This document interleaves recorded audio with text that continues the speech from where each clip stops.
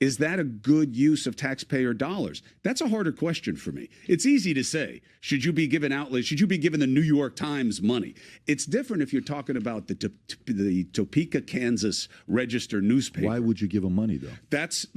I don't think left, it's a right, debatable center, issue. Anybody should get money from the government because you, in a way, your loyalty lies there because they're paying you. Right. Yeah, That's the argument. No, but I'm saying we haven't heard that the story opposing yet. argument, though. Patrick Bet David from the PBD Podcast had on woke Chris Cuomo, who is part of the Valuetainment network, I believe. Fact check me, maybe I'm wrong there, but I remember seeing that a while ago. Anyways, they get into a fiery, heated debate, and PBD has to knock down Chris Cuomo a couple notches every time he kind of tries to make this argument that it makes sense for the government to favor corporations and stuff over the people. Let's just get straight into it. And by the way, Chris Cuomo's name rhymes with a certain other word. Cuomo, put it together. Put it together. Let me know in the comments if you guys know what I'm talking about. And let's just get straight into it. As a tacit admission, they did the same thing. Got you. And so everyone is looking at it, making the natural comment, saying, why on earth is our government, through USAID, sending money to a news outlet? Right. Why are they doing that? This is not like... Very interesting. Seems a little corrupt, wouldn't you say? Hey, we're all going to go over to Vietnam for, this commemoration of this, and, we'll help you with travel. A couple of you extra people can be on Air Force One. Those things happen. But this is, why are you giving them the money for this? Then there was a indication, this is my favorite, apparently Politico, by a couple hours, was the first breaker of the Russian interference story during the election. Weird. And so it's like, wow. So now the question is, was the government not only sending money, but was the government also sending narratives? 4 o'clock, the story will be Russian interference, and here's what we got. It doesn't look good. It looks very, very gooey is the word I'm coming up with for Politico. You're dovetailing a little bit with what Schellenberger's been talking about with some other coordination that he found between government funding and the CIA and the media, which is very cloudy at this point. The problem with this story when it came out, and I believe it was most likely leaked by the Doge guys because of who broke it, you don't see far-right podcasters breaking a lot of news, right? And they all came out at once with this story, so somebody probably leaked it to them. It was leaked as a USAID story, and it isn't. Most overwhelmingly, the money does not come from USAID. It's only 44 grand from right, USAID. But it is. So they came out heavy on USAID. Why? Because that's the narrative that they wanted to run, right? And that's what was leaked to them. That's the problem with not being an accountable media organization, is that you'll just take what you're fed. But there is two legitimate questions here. There are two legitimate questions. One is, should taxpayer dollars be going to any outlet for any reason? And the answer is obviously no. Let me know what you guys think in the comments below. I love to hear what you guys have to think about things, looking past videos. I read all the comments. I respond to a lot of them. So please let me know. And while you're at it, like today's video and subscribe. Help support the channel. It really does help us out. Help me reach 50,000 subscribers. I would greatly appreciate it. Okay, because of the inherent conflict that Tom is bringing up. And I think that's a legitimate question, and it's a little surprising. I've never heard of this before. There's a second question, though. Congress funds a lot of regional and local media. A lot of outlets are dying, right? Local news is struggling in a lot of places, especially in print. There's a lot of subsidies. Is that a good use of taxpayer dollars? That's a harder question for me. It's easy to say, should you be given outlets? Should you be given the New York Times money?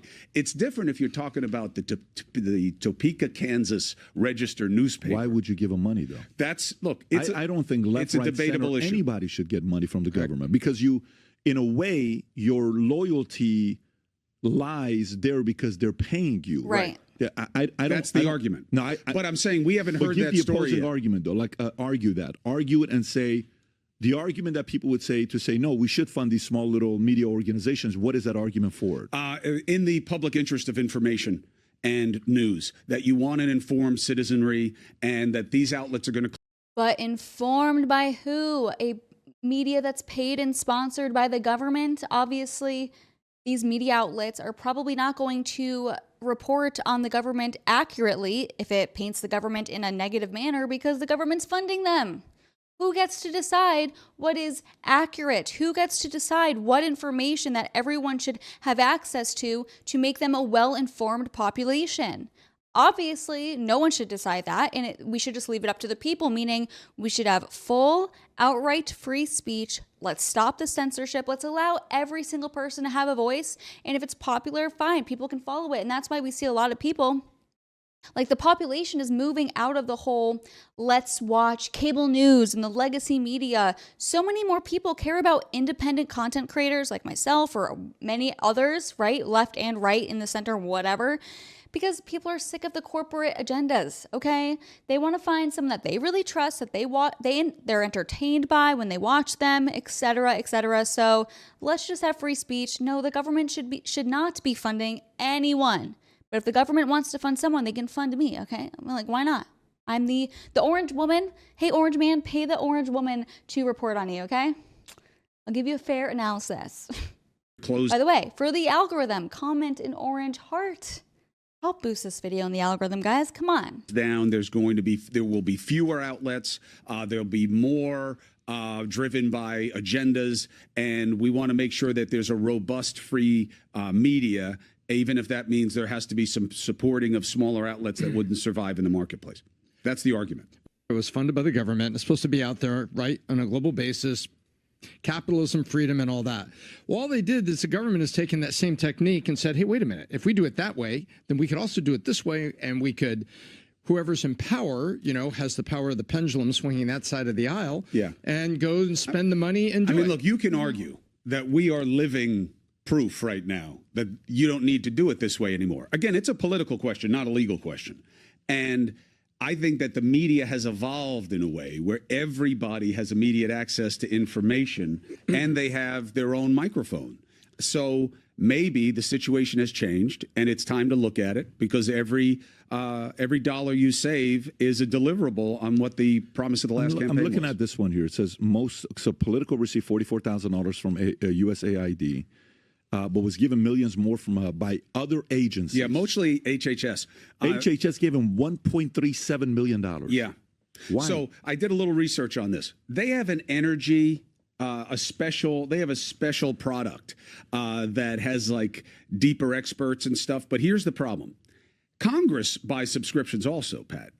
But they do like a subscription that you can go in and everybody uses the same code for the New York Times. Members of Congress can get access to these different media outlets. I don't have so much of a problem with that. They want to subscribe to Valuetainment so that everybody can see what's going on here. That's cool. They should be informed about what's happening at significant places.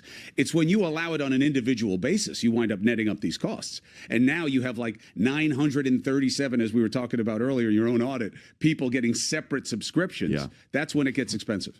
This comes down to basically one thing. It's the government efficiency. Yeah. So imagine you're a family and your income is $100,000 a year, okay? And then you look at your line. Does anyone else just like roll their eyes when Adam Sosnick begins talking?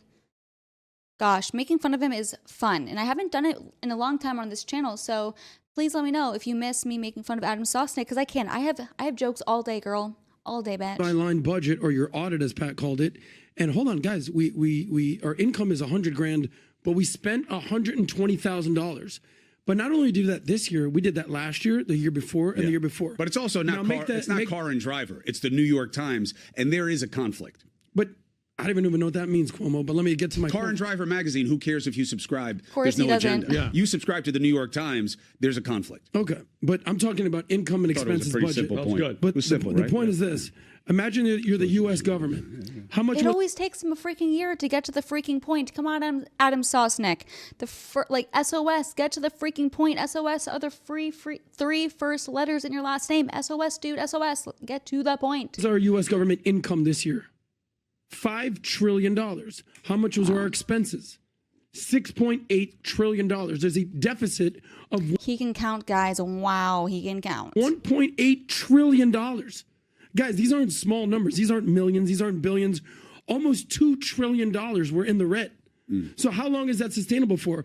Pat, we talked about the U.S. What's bad about Adam Sosnick is that it doesn't even matter if I agree with the points he's saying. just because it's him saying them, I cringe and want to make fun of him. It's a weird thing. And by the way, guys, I did meet him in person at AmFest in December, the Turning Point event in Arizona, and he is as insufferable, condescending, thinks he's the freaking shit, but is not the shit in person that you see online. Fact check, true. GDP of what it was in 2024. How much was it? $29 trillion. And you know which party cares about that more? Hopefully both, but it's probably the Republican Party. Neither. Neither give a damn. Well, they never cut spending. The Tea Party, on their watch. I would say agrees with. Kind of a valid point from Chris Cuomo. Even under Trump, obviously, we saw the deficit still rise. But however, I think Trump and Elon are trying to cut the government waste, so we have to support that. As always, guys, please let me know your thoughts in the comments below. Thank you so much for watching. I really do appreciate it. And if you made it to the end of the video, comment an orange heart, MAGA, comment whatever. Help make this video pop off, because YouTube likes to censor and not push out videos like mine, because I speak the truth and don't just tout the left-wing narrative. God forbid. Anyways, adios, guys. See you next time. Bye.